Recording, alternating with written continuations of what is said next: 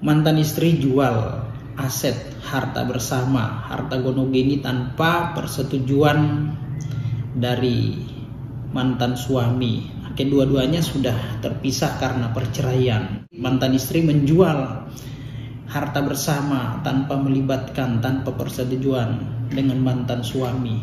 Boleh nggak itu dilakukan? Nah, tonton terus video ini sampai selesai ya.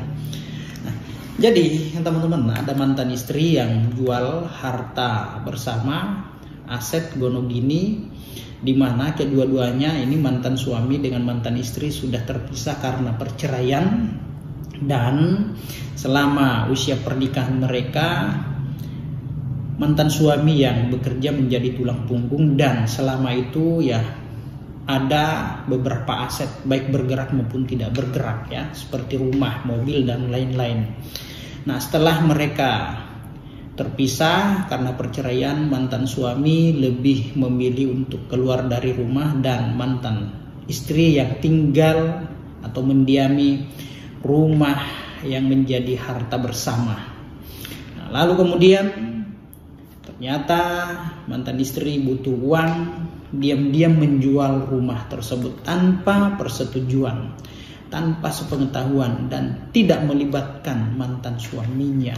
Boleh nggak mantan istri menjual aset-aset tersebut? Nah, sebenarnya boleh-boleh saja teman-teman ya, boleh-boleh saja, karena di situ juga ada hak daripada mantan istrinya.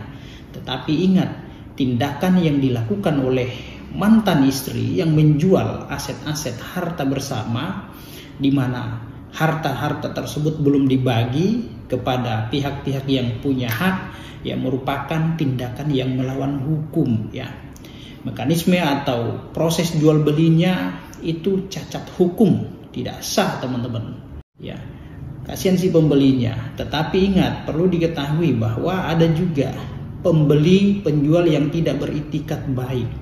Harusnya pihak pembeli dia harus menanyakan terlebih dahulu asal muasal daripada aset-aset yang akan dibeli. Apakah ada pihak-pihak lain yang masih punya hak terhadap objek tersebut atau tidak. Nah, itu dia harus mencari tahu terlebih dahulu.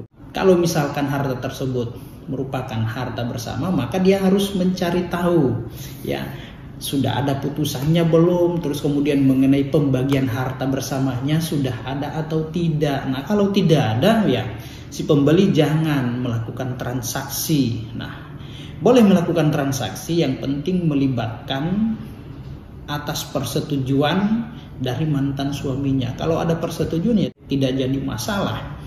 Ya, yang jadi masalah ketika tidak dilibatkan, tidak diberitahu, tidak disetujui transaksi jual belinya. Nah, itu akan timbul persoalan hukum di kemudian hari. Nah, jadi teman-teman, terhadap objek harta bersama atau gonogini yang biasa dikenal di masyarakat ya, kalau belum dibagi kepada pihak-pihak yang masing-masing punya hak, maka jangan sekali-kali lakukan jual beli, pengalihan, atau misalkan mau lakukan proses peminjaman uang ke bank tanpa ada persetujuan dari pihak-pihak yang punya hak terhadap aset-aset tersebut. Nah, kalau tidak dilibatkan tanpa persetujuan dengan pihak-pihak yang punya hak terhadap aset tersebut, nah itu akan timbul persoalan hukum di kemudian hari. Nah, maka untuk menghindari ya tuntutan di kemudian hari, maka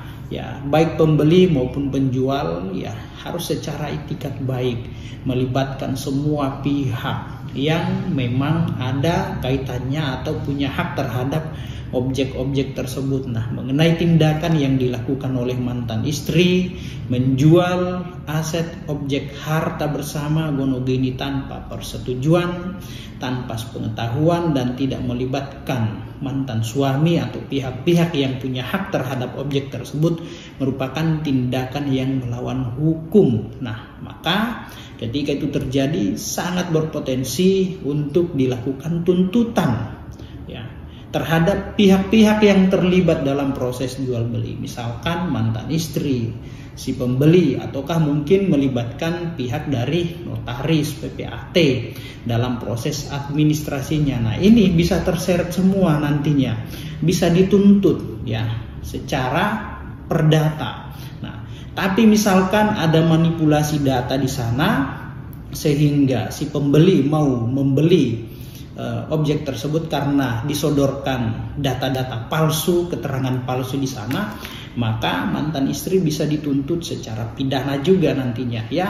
Nah, sudah dituntut perdata ya masuk juga pidananya ya, pemalsuan tanda tangan, identitas dan lain-lain. Nah, itu maka dari itu Bapak Ibu, ketika ada hal semacam ini, misalkan ada objek atau aset yang mau diperjualbelikan ya, terus kemudian tanyakan dulu aset ini asal muasalnya dari mana. Nah, kalau misalkan yang menjual adalah istri atau mantan istri, suami atau mantan suami, maka terlebih dahulu panggil pihak-pihak yang terkait. Harus ada mantan suaminya, libatkan.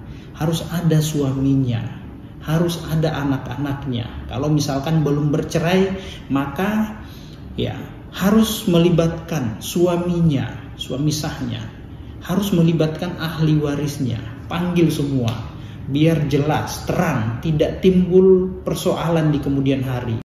Tapi kalau misalkan tidak melibatkan pihak-pihak yang punya hak terhadap objek tersebut, maka jangan lakukan transaksi jual beli. Untuk menghindari hal-hal yang tidak diinginkan di kemudian hari, maka ya lakukan proses jual beli transaksinya itu ya menurut hukum.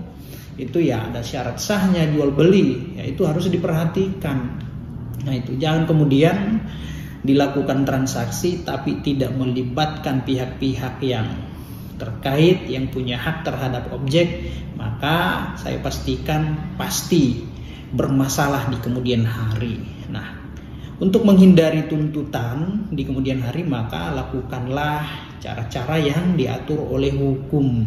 Nah, kalau tindakan yang dilakukan oleh mantan istri tadi, menjual aset, gonogini, harta bersama tanpa persetujuan, tanpa melibatkan mantan suami, itu merupakan tindakan yang melawan hukum. Nah, sangat berpotensi untuk dituntut baik secara pidana maupun secara perdata kalau ada perbuatan pidana yang dilanggar di sana. Nah, itu ya misalkan penjual, pembeli, ya notaris itu bisa diseret semua nantinya untuk menjadi pihak-pihak yang bersengketa di pengadilan.